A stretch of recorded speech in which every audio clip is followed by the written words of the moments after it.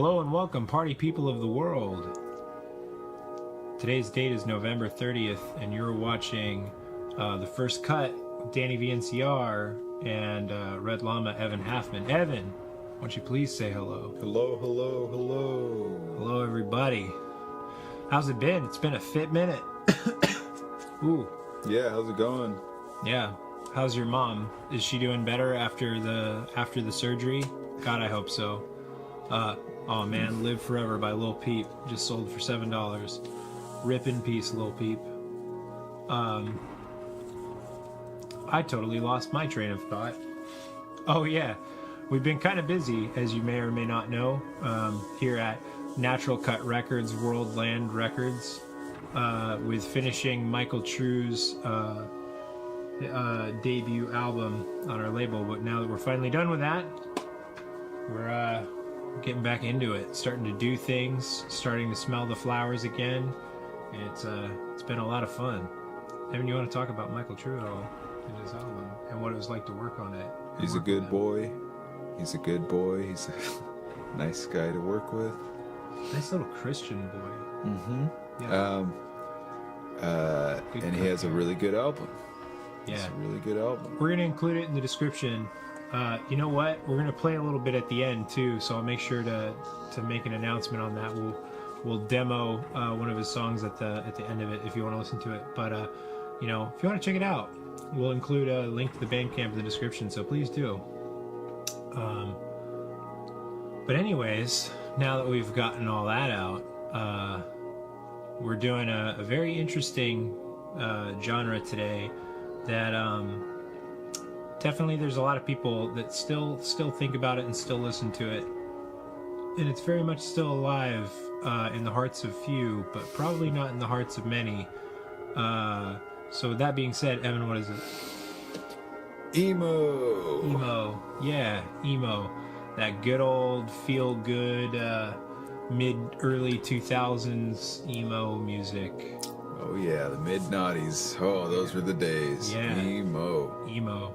So we're going to go on a real good feels trip, I think. Mm-hmm. We're going to introduce you to Jesus, how many do we... Technically six. I think technically six new emo bands today that hopefully you've never heard before.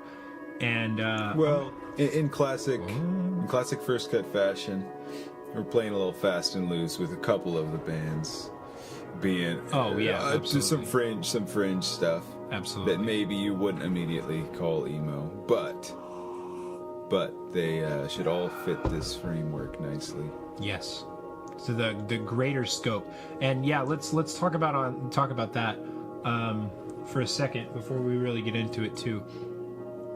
One of my feelings, and Evan definitely had more to say about it than I'm sure I do, but emo is kind of, I think, as a whole, a pretty vague overall idea. I don't even want to say genre, but an idea. And there's some people that, when they think of emo, they think of like, oh yeah, that screamo music. And it's not to say that there is not some, screamo or screamo-like music that is emo, but that's a very poor representation of what emo is. And, on the exact opposite side of the field, to say, like, oh man, yeah, that like Silverstein and Taking Back Sunday and My Chemical Romance, man, that's what emo is. Like that, those specific artists that I really like, that epitomizes emo. Well, that's not really true either. Emo has no epitome to me, honestly. Yeah, when absolutely. I think emo, depending on my mood and depending on the time of day, depending on 100 factors, I would either think of Brand New, Fall Out Boy, of AFI, of Aiden, of Hawthorne Heights, of Geodos, of Cute Is What We Aim For, Right. Paramore. Like, I think all of these bands, like Senses Fail, like, Sure. have Atreyu. And there's such a large amount that are all very much emo, even though they're remarkably different from each other. So, you know, to say this band is or this band isn't is really silly, quite frankly. And that's a huge part of why this list is going to be a big one. We didn't want to say that, oh, well, this is what emo is to me, so I'm only going with that. So in real first cut fashion, we're trying to be more open and vague to the idea instead of what it meant to a group of people. Yeah. Evan, do you have anything you want to add to that, or do you want to go ahead and dive on in? No, yeah, I'm just let's dive in. Let's do it. Let's fucking do it, people. I'm fucking excited. You're fucking excited. You're excited. Be honest. Be honest. All right. So without further ado, oh shit, motherfucker, we pulled a fast one. Well, kind of. Our first example is actually a split EP, which is something we've never done before. That's why I said technically there are 6 artists. So this EP was a split EP between the artists Overslept and Father Mountain, and both of which are very much emo bands in their own right. So by all means, feel free to look both up individually. Excuse me, go away, please. Sorry, there's a little ad that I had to get rid of. If you're listening to this on the podcast version. Feel free to listen to both artists, but we are just going to have the link to the split EP. With that being said, let's go ahead and get this party started with Not So Fast by Overslept. The big thing with this one was, Evan and I both did some independent research and kind of slapped together some band ideas, like, oh, let's do this band, let's do that band, and Overslept was one that I came up with, whereas Father Mountain was one that Evan came up with. So to see that there's a split EP, it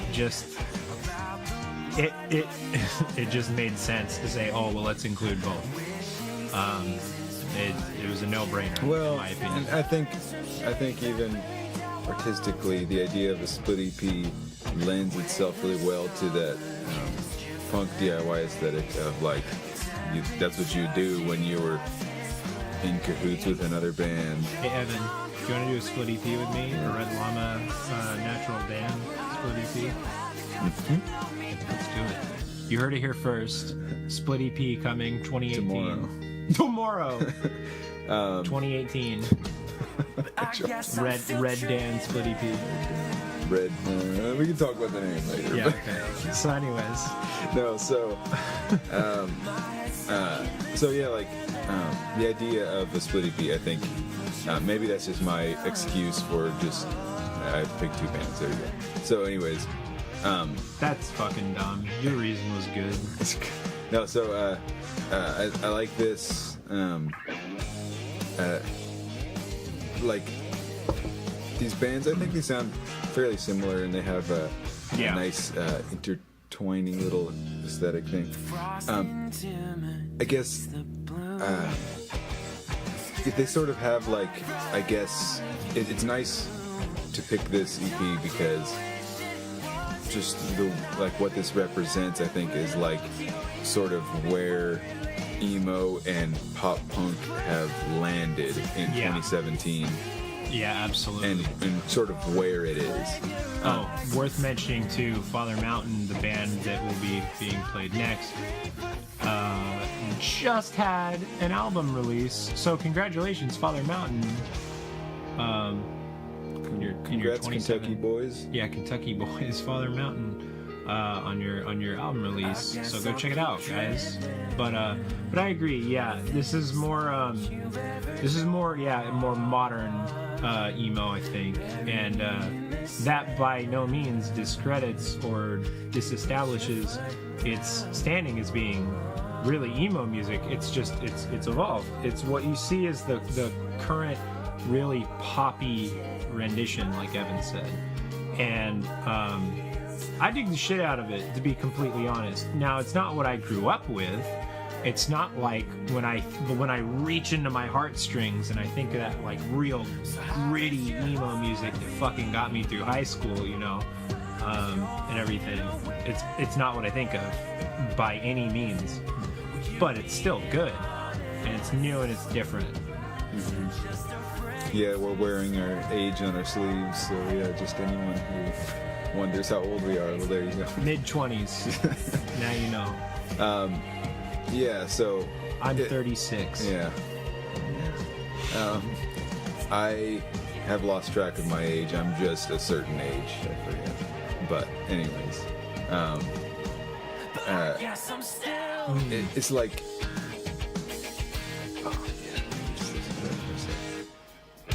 Yeah, I'll be putting on a Father Mountain song here next, so we make sure we get the contrast. Yeah. We might be going a little quicker today than we normally would, so if that is the case and that upsets you, I apologize in advance. But we're gonna try and be as socialistic as possible. So this is Father Mountain's Unclean. Anyways, Evan, I think I interrupted you. Come on, get on with it. Well, I just I wanted to take a sec to like let these songs breathe a little bit before we split to the next artist. Oh, I'm sorry. I thought you had more to say. Not necessarily. I mean, I could say a lot, but I just want to like let the music speak for itself for a sec. Okay. Yeah, I just think this is like a good starting off point for the list, just because it's just you can hear like that sort of DNA, that old emo DNA. Yeah, or I guess absolutely. more so if you want to be real technical, like pop punk. But in my opinion, emo and pop punk were like two sides of the same coin. Let's talk about that. Let's talk about that too before we move on, while we still have a few minutes to really listen to this song. It was. I'll say that was another thing too. You know, when we were talking about this list, and that was honestly part of a reason that this list really took so long, is Evan and I were so torn between so many different genres, between, you know, pop punk, like post-punk, post-hardcore, just emo as a greater spectrum, and all sorts of other things, really. That it was really difficult to find a middle ground and say, hey, let's settle on this. But emo felt really the most natural in the way that it actually kind of takes a lot from all of those things, while still being its own individual thing, really, for the most part. But, you know, obviously if you listen to something, you're like, yeah, this is pretty emo. Also, you know, it's kind of like a little post-hardcore as well. It's like, well, yeah, but it's still emo, and that's kind of the thing I think that really landed us here when we were conversing on it. Was it just made sense. It was really in the middle of a lot of things we were thinking, I guess, is the short and simple of that. Mm-hmm. Yeah. Yes. So with that, we'll go ahead and let this one breathe out, and as it fades out, we'll get into the next artist.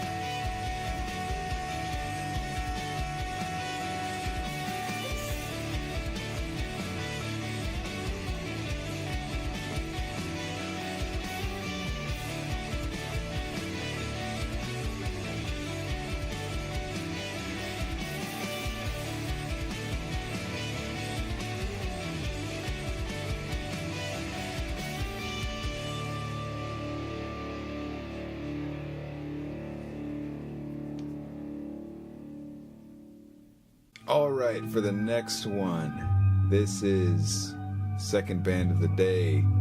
This is Sacred Grove by Adventurer. And this is, I guess, a good example of, you'll click it on at any time. Oh, okay. Thank you. For me, it sounds like pretty nostalgic, and like, I don't want to say doesn't sound modern, because I mean that could be misconstrued. Yeah. But like this sounds more like it is very like into sounding like that older, like more on the gritty, punky edge of the late '90s pop punk sound. Yes. Like Census Fail, like big time. I was just trying to go through the list of all the bands in my head. Like, what band does it sound like? And like, no, not that one. Not that one. As I was trying to come to it, you said Census Fail. I was like, yep, that was it. Mm-hmm. Yeah. That was the one. Yes. So, yeah. I mean, no, I mean, I guess I don't really have any grand reasons of choosing this band over any other one, just in that I think it's with the last thing we had, this is a little more like I want to say, I want to say it's a little more classic, but while I do kind of feel that and kind of agree with that, I feel like that kind of almost says like, oh, well, the last one's not very good, and that's definitely not what I mean. So I very astutely want to say that by saying this one feels more classic, I feel it means more like it's more in that, well, like Evan said, it's nostalgic. It reminds me a lot of bands I've listened to, whereas the other one is more of a modern outlier. Anyways, it's just got, I don't know, it just has like that old like Warped Tour sound to it, I guess. Yeah, for sure. Weird. For sure. Like, I don't know, this kind of sound is what I would hear like before going to school in the morning. Like, these kind of thicker sounding tunes. This is like a song I would like listen to while on the phone with my fucking girlfriend in high school, who was seen as fuck to break up all the conversations of depressing things and stuff. Like, oh, let's just listen to some depressing music instead. Yeah. I just realized like that sounded kind of like almost heartless. Like I'm saying like, I don't want to listen to you anymore. Here's some music. That's definitely not what I mean. It's just like sometimes you get totally fucking exhausted of talking and you just need something else. I mean mutually. Anyways, I'm definitely getting on a tangent. Fucking explaining my like 16-year-old self and why I like depressing music. It's getting out of hand. Anyways. Yeah, and I just an album cover is great. I just want to know who did that album cover and like want to commission that person who did it, because I love that format so much of like that, like almost like it almost looks like a hype sticker up in the top left. Oh yeah. Which is just an interesting format. And I like it. And it's cool, and everything like lends itself to this cool, nostalgic emo trip. Let's play a drinking game. Take a shot every time you hear Evan and I say nostalgic from here on. I'll count them. I'll try and count them. Evan or I. I want to get you guys obliterated. Hell yeah. So if you're listening to this while driving, I guess pull over. I mean, well, you already have your whiskey in hand, let's be honest. Yeah, let's be frank. You're driving your fucking 2003 Toyota Camry, your shitty fucking office job. Like, you really, really don't need to. You don't even have your tie on right, fool. Yeah, you didn't fucking shave well this morning. Come on, James. Get that tie on right. You had 3 fucking ingrown hairs already. Like, dude, come on. You don't really give that much of a shit about impressing Mr. Johnson. Just quit your job. Play a drinking game with us. I'm drinking. I'm having coffee. Although I guess I could be drinking alcohol. Let's see. What do I have around me? Tequila? You want me to barf? I look at that for another second. Okay. Yeah. Why do you have tequila in here? Why don't you have tequila next to your bed? I have so much alcohol in my room, it's not funny. That's not a joke. Yeah, tequila's not even alcohol. It's just evil, sick putrescence. Fermented sugar, which is alcohol. Okay, so now that we've had that fun little time, we haven't said nostalgic at all since then. Oh, there's your first one. Take a shot. Take a shot. Do it. Okay, so,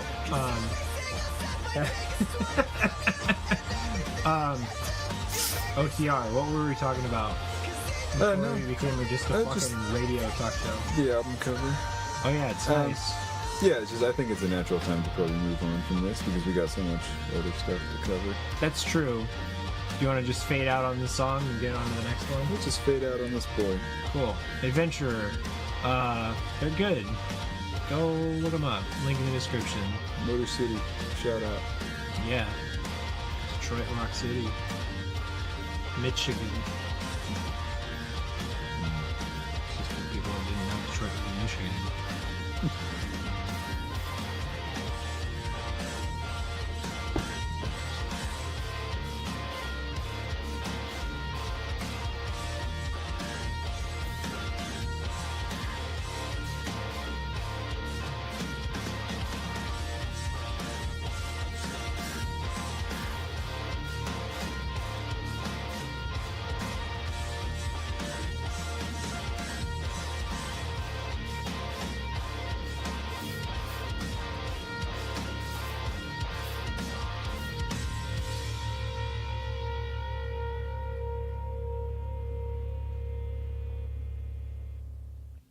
All right, guys. Well, here is the third artist of the evening, and a real outlier. This one, I'm gonna shoot from the hip and say that their band name and album name is Sesse. I'm sure I'm gonna have somebody go, no, they're Japanese. It's pronounced whatever. But that's just what I'm going with. Also, first band of the evening, free digital download. So, if you like this one, literally go download it for free, like I did. We're going to go ahead and dive right on into it with Spaceman by Sesse. Now, immediately once this gets going, you'll probably notice that this is very driven. Parts of it, at least, are very driven. It's very upbeat and kind of fun, and I struggle really even call it traditionally emo, but it gets into that kind of like post-hardcore, like math rock territory that I think a lot of emo music does. So it seemed like a natural inclusion. Just honestly, the music is just so fucking cool. I think, Evan. Just the deeper you get into this album, I think there's actually a lot to talk about. Yeah. And like Wally said, it is an outlier. And sure. If someone asked me a recommendation on like a traditional emo band, I certainly like wouldn't throw them in. But like I think what they have to offer is like a synthesis of a lot of actually different sounds. For instance, this first one, it certainly, I think, has like a kind of a frenetic, like Fall of Troy, late post-hardcore kind of noodly sound. Which is funny that you say that too, because Fall of Troy, I'll say, you and I have very, very, very different opinions of like what nostalgic emo is. Fall of Troy is like that epitomizing emo sound for me personally. I love Fall of Troy. When I think of Fall of Troy and like bands like At the Drive-In and things, you know, artists such as that. That's to me, like, that's what takes me back. That's that real nostalgic one for me. That's two, by the way. That's the shit that gets me going. So yeah, naturally. Nostalgic. That one doesn't count. Two more for you. That was a cop out. We're still at two. Yeah, that's what really fucking drives me. Anyways, I cut you off, but Fall of Troy, man, I fucking love Fall of Troy. No, yeah, like, I agree. Like, I guess with this band specifically. Do you agree that I love Fall of Troy? I was gonna say, yeah, like, please don't ask me to like explain that, because I realized that I just said I agree that you have a different opinion than mine. Fall of Troy, like, well, yeah, Fall of Troy, they're like a band. I didn't really like listen to that much. I saw them on a Zoomies Couch tour back in like 2005 or something, and they were cool. Which is funny because I've never seen them live, but yeah. That was fun. Dig the shit out of their music. That was actually, that was like, I mean, that was downtown Seattle. That was not far from where you lived there. Anyways.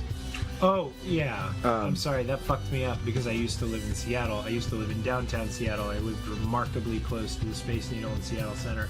But when you said that, I thought you were saying at the time, which would have been when you and I were in high school, not when I was in college. And I was like, yeah, I was like, why weren't you there, man? I lived very, very far from Seattle. Dude, you lived right there, just a stone's throw. Yeah, so anyways, that's out of the way.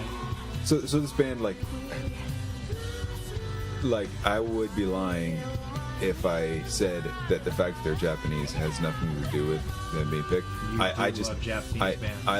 I have just like a weird fascination with Japanese, not only Japanese culture and Japanese expression, but Japanese subculture, that kind of thing. But like, particularly like specifically Japanese like cadence and Japanese the phonetics of their language and how it goes with their music.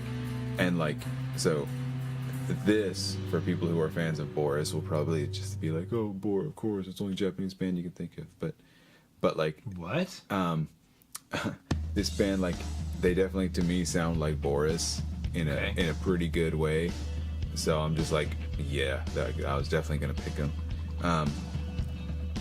But like, they sound like him. But like I said, there are so many different sounds going on here. In fact, I mean, if we're not talking for much longer, it might be good just to skip to the one that was a single. Kinoshita? Yeah, Kinoshita. Let's do that. Because this one, I think, sounds like actually really shoegazy and like late 80s, like My Bloody Valentine style. And like, it just kind of illustrates how this album has so many kind of disparate sounds going for it, and I'm just I mean, I'm gonna download the song. So. I already have it. If you want me to just push it over onto the hard drive for you. Yeah, certainly. Use one less of their free downloads if they have to pay for it. So like when I was. Then again, more statistics, I guess. Yeah. Well, when I was doing the research, when I was deeply diving into the research for this episode, yeah, I came across this band, but the first thing I came across was this single. I came across the single for this song and I heard this, and of course I thought, okay, so this song must be representative of their whole style. And I thought, yeah, this is like really like pleasant. Like it has this interesting mood to it that's like, it's like a nice placid flowing sound, but also has like that big like slow dive sound, I guess. Yeah. And like I was like instantly struck by that. But then you crack open the whole coconut and get into this album, and With the lime in it. and then here, listen, Shane. Someone take you back? Someone a little nostalgic for you? Sure. Okay, that's 3. I'm trying to add to the drinking. I'm sorry, I keep cutting you off, but it's this one's super short. It's weird how when you become like self-aware of like the tendency that you're making fun of, you're like, oh, I'm just gonna stop doing that. So, anyways, so I'm trying to add to it a little bit. A little try hard. So, yeah, like I was very pleasantly surprised with this record, and to see like how, like, I mean, it doesn't appear to me that they are very well known. No, yeah, one supporter, and they realistically had one album, which was in March of 2015. There's the second thing, which says Catalog 96, which I think is just a bunch of old songs that they're like, oh, we kind of threw this together into a compilation. And then they had a remix EP of this album released later that year in June. I think this band just needs some recognition, because I think they have like a lot of like talent and potential. I hope they're still together, to be completely honest, because like when you see, oh yeah, we had one album a couple of years ago that came out, my immediate thought is, oh well, they were a shooting star. They had one really cool album, and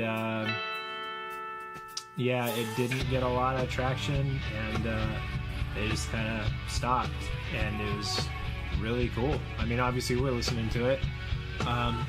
You all are listening to it. It's pretty dope. So I hope that's not the case. The artists of Sesse, or I'm so sorry if I'm butchering your name, but that's just kind of what I'm going to go with until somebody says otherwise. Yeah, I hope you guys are still doing it. Yeah. Yeah. Props to this band. Yes, for sure. Props to you guys. And you're still killing it. Make another record. Come on.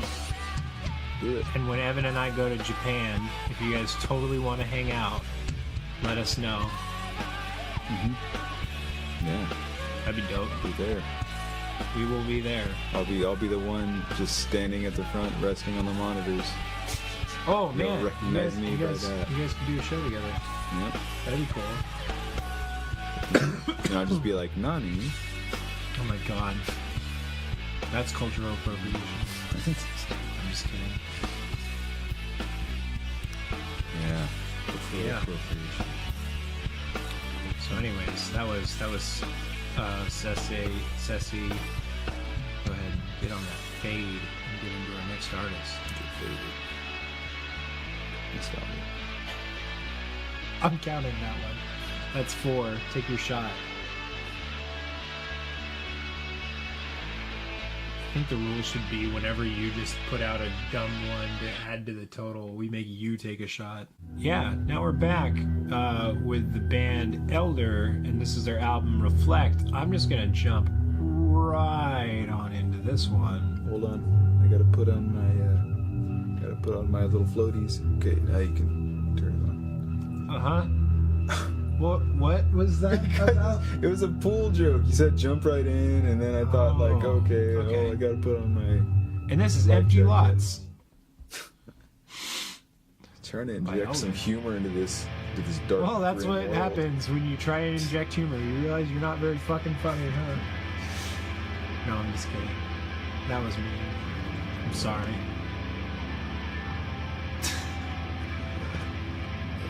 Wow, that's a cheap fucking vinyl. Wait, what? Hang on a second. You get the vinyl and the CD combo for $8. Pretty good. Yeah. Evan, you want to go ahead and open up? Yeah, Elder. Elder. Yeah, this band sort of picked this one up in the latter stages of research, and I guess in a sort of quick journey to find a band, an emo band that represented the darker, crustier sound. Yes. That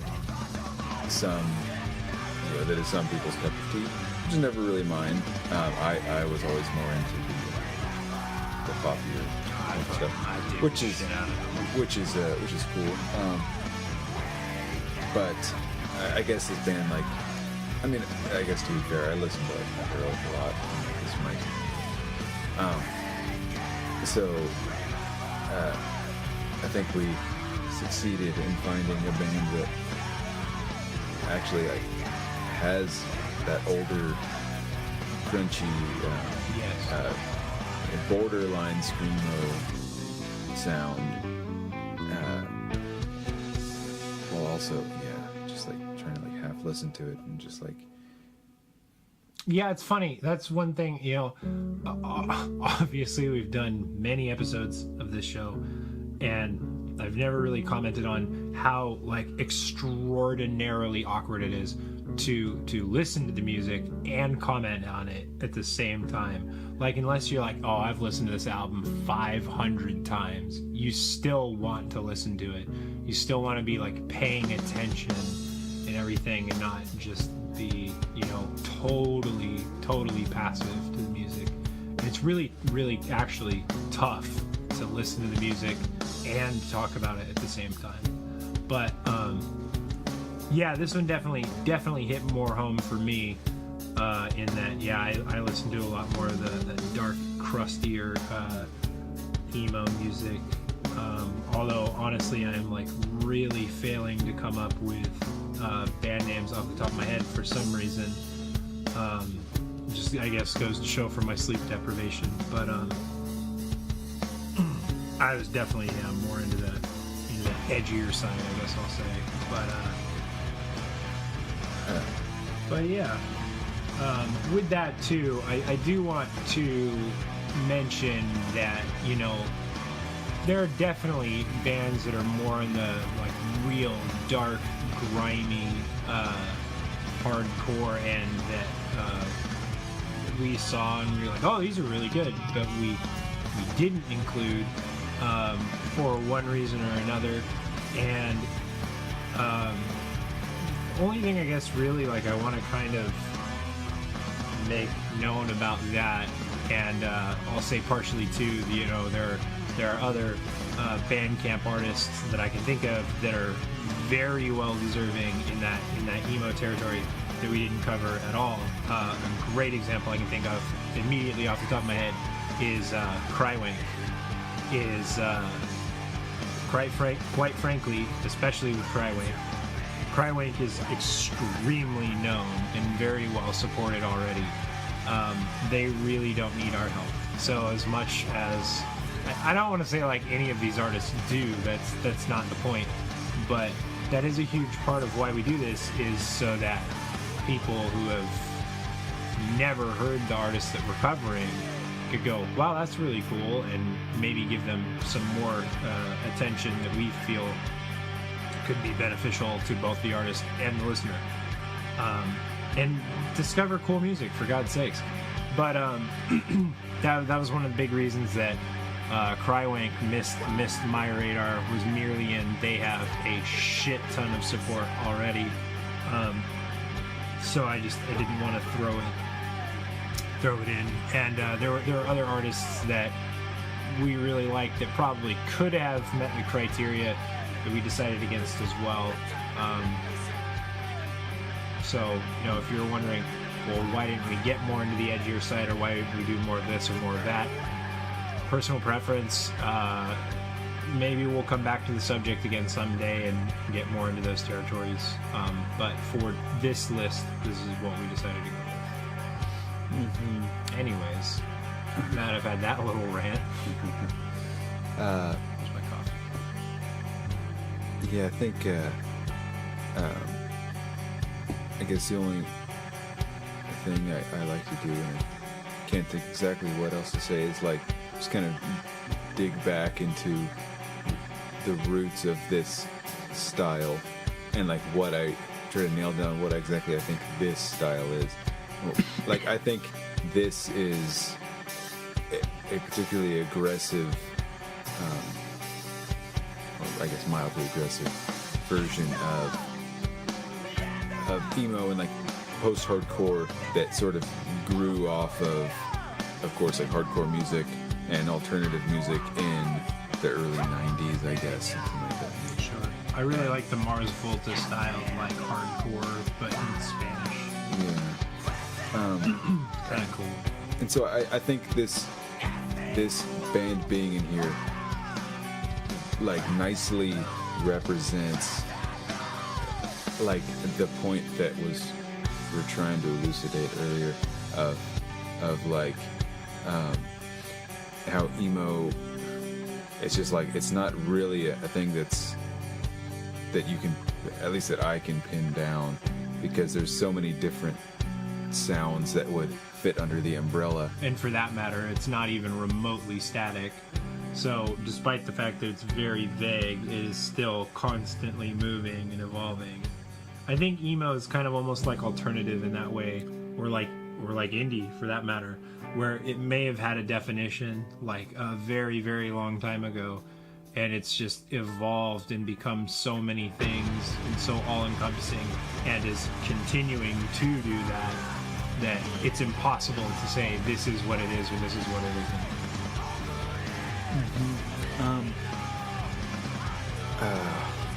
Yeah.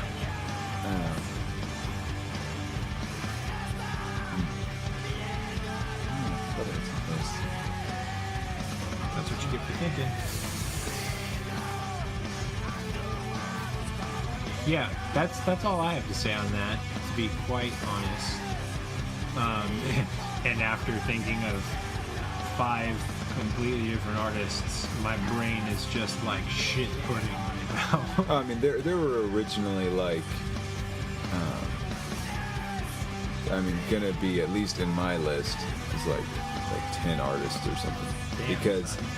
Because in fact there were a few that were instrumental, because I wanted to go like really deep into the gummy works of emo and Oh yeah. And I wanted to show how it like intertwines with post-hardcore and with post-rock and with math rock and with like the so-called Midwest emo sound, I think is people throw in. Well, let's not rule out the potential too that this is definitely a list we could visit again too. I mean, there's been a couple of ones we've done, honestly, with prog rock for that matter,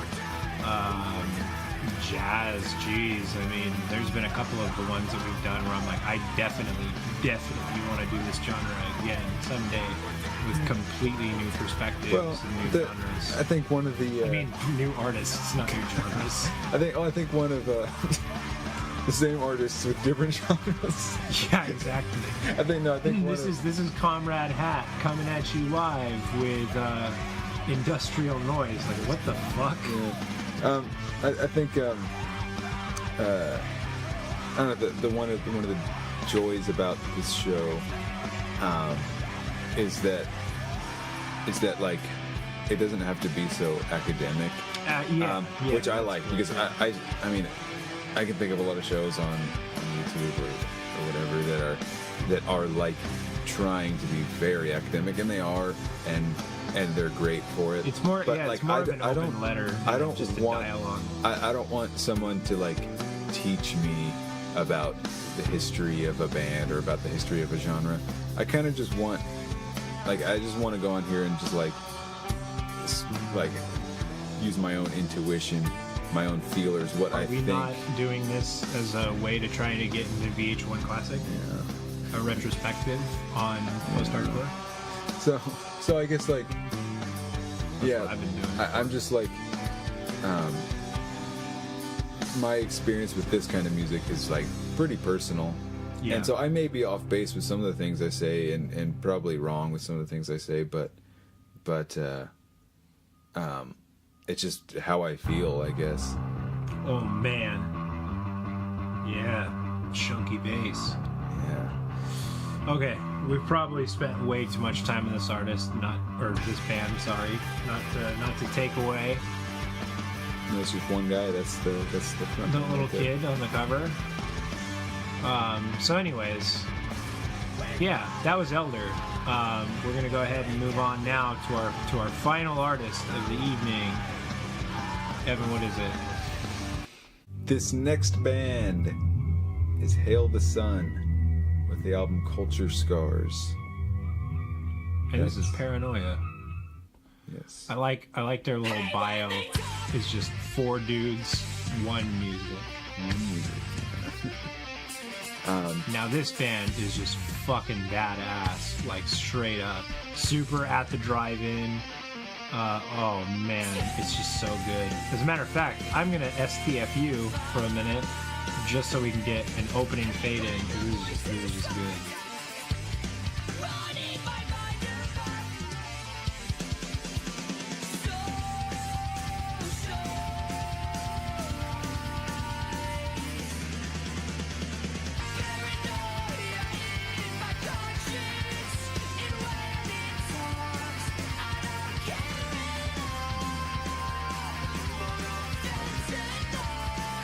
Oh, I bet you have stuff to say. Now, I know I'm gonna be putting my foot in my mouth by saying, oh yeah, we didn't want to cover that one band because they're already like really well known and this and that and whatever. This band, from all I can tell, seems to be doing all right. But enormous difference is that I had never heard of this band before coming into this list. Evan, I know you're the same. I've never heard of this band from any of the people that I know. In the verses of, I've heard of some of the other bands from many people. Now, I only say the inclination leads me to think they're doing off really well, is that I can see they have many, many supporters. They have shows currently scheduled in the UK for a California band. They're world touring, like they're or at least European touring. They're clearly doing somewhat well. But anyways, I'm getting aside from the point. Just I know somebody's gonna catch that and be like, oh, that's fucking hypocrite. Well, beat you to it.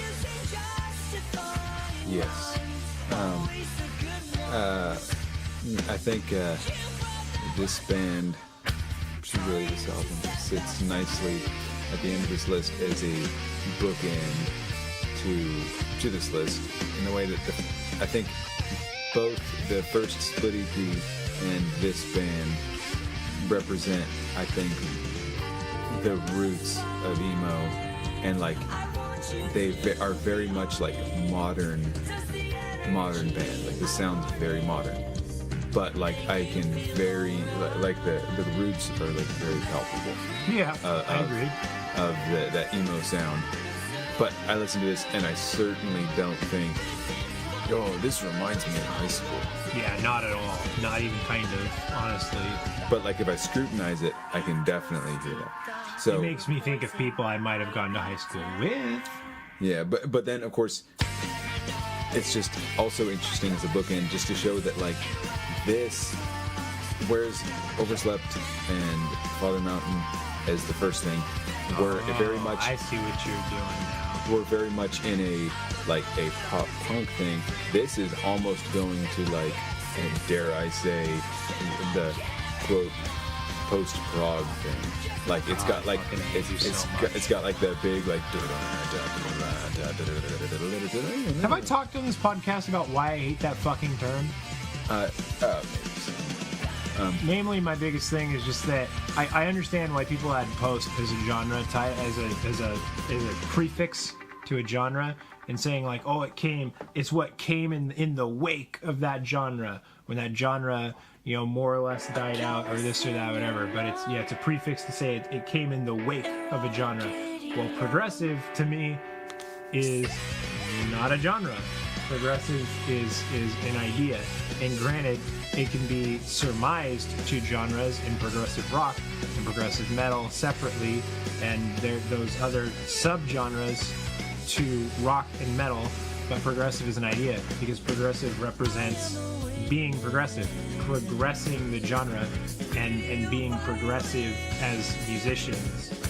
So to say something is post-progressive, it came in the wake of progress, it just seems really reductive to me. That's the only reason I really hate that term. I understand what they mean. It's in the post-progressive era.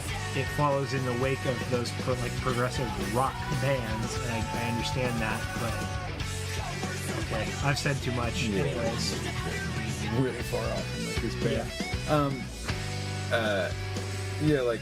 I just think this this band it has that I can't think of those bands. I'm trying to think of you just listen to them a lot and stuff. It's the ones who Contortionist, sure, but it's a band they both played Telecasters or something. Oh, the Safety Fire. Safety Fire. It reminds me of that a little bit, even. Yeah. It's got that big, thumping, chunky low end. Shout out to Safety Fire. And Sean, if you're watching this, we should do some work together sometime. That'd be dope.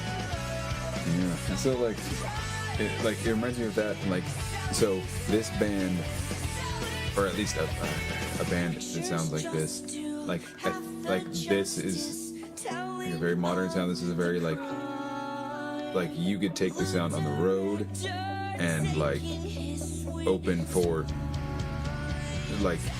a bunch of different bands, and I think it fits really nicely. Yeah, it's that's true. Interesting to hear how I could see these guys opening for Between the Buried and Me. I could see them opening for fucking Asking Alexandria. I could see them opening for Coheed and Cambria. I could see them opening for... I could list bands for fucking days, but you guys could force it. Anyways. Yeah. Are you gonna do it? Can you do it? Yeah. Oh. Did it. Did it, everybody. Praise the sun. There's no sun to be had in this wild and woolly world, but... Wild and woolly. It's fucking dark. Yeah, this is it's just a nice sound. So good. Good production, good songwriting, good engineering. It's super unique in my opinion too. Despite the fact that it really lends a lot to other artists, it is definitely individual and unique in its own right. And honestly, like I said, the thing it reminds me the most of is At the Drive-In. And At the Drive-In is remarkably unique. But I don't know, man. This is special to me. This is definitely something I'm gonna be buying at one point or another.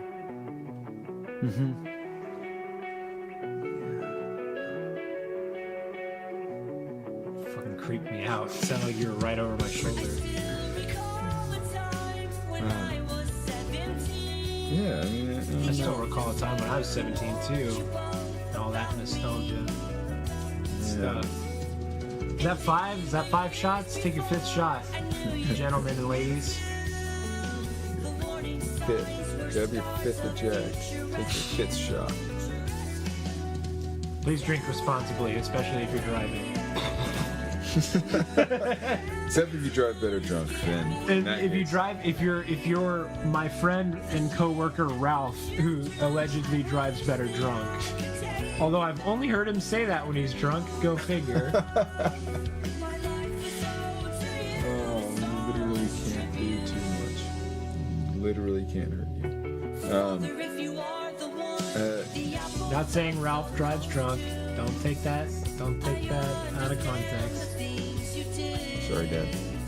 Oh yeah, I forgot your dad's name is Ralph. Okay, so anyways, yeah. Yeah, a nice bookend to a nice list, a nostalgic list. You dickhead. That's 6. Do it. I think 6 shots is a decent drinking game. Yeah. Nice little bookend in that as well. Put your lids back on because we're not forcing anymore. Sorry, kids. Sorry, kids. You're gonna have to put your parents' margarita mix away. Pretend that you got drunk off of 6 sips of it, of sweet and sour. Just remember, kids, if you're in the United States, the legal drinking age is 21, but if you're 13, you can get away with it. You can get away. Just go ahead and get into the liquor cabinet. Don't do that. That's bad advice. Just bad advice from Uncle Evan. Pull the top off that amaretto. Just chug away. Bad advice from Uncle Evan. Can't hurt. That reminds me, though, as we're fading out on this, did you ever see that Eric Andre opener where he's like, kids, if you ever get into your parents' room, get in their dresser and just find a bag of drugs, do as many of them as humanly possible. It cannot hurt you. Yeah, that's kind of what I'm jumping off of there, yeah. Obviously, don't if you're under the legal age, don't do them damn drugs. And if you're over the legal age or if you've met the criteria, well then help yourself. This is a free country. You do what you want. Yeah. So I just So with that, damn son, yeah.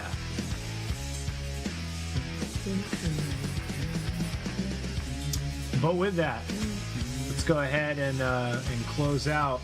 We'll put on Michael's song that we had promised and give all the links and infos to that and shit as well. And then we'll close on out. So this is the album that Evan and I have been laboring away on. I say Evan and I. It was to be fair, largely Evan. Evan did most of the mixing, most of the mastering, most of the engineering, recording, all that happy fun shit. I did some of it, but not as much. But this is the album we've been working on for Jesus Christ, a year now. Just released recently. If you dig it, go ahead and support Michael and us actually technically as well. And you can follow the link in the description and give it an old download-a-reno. And if you don't like it, then learn to like it. Yeah, so we chose this band because yeah, because we need to make money. No, that was a joke. It was a joke. We don't need your goddamn money. But Michael might. But anyways, what the fuck is he doing? Sorry, Evan got an entire roll of tape stuck to the bottom of his foot. So with that, thank you for watching, guys. Thank you for sticking with us. Jesus. Hopefully it won't be 2 or 3 months until we have our next episode. I really, really want to try and make these to where we have at least one episode a month. I'm not going to commit to that here on air, but just because life is strange. But we're gonna see if we can't try and work that if at all possible. But yeah. With that being said, have a good night or a good day, everyone. Make sure to drive home safe if you've taken those 6 shots, as we know you did. And don't smoke meth. Evan, you got anything you want to say to the lovely people? not really. Except have a good night. See you later. All right. Thanks for listening, guys. Stay tuned for our next episode.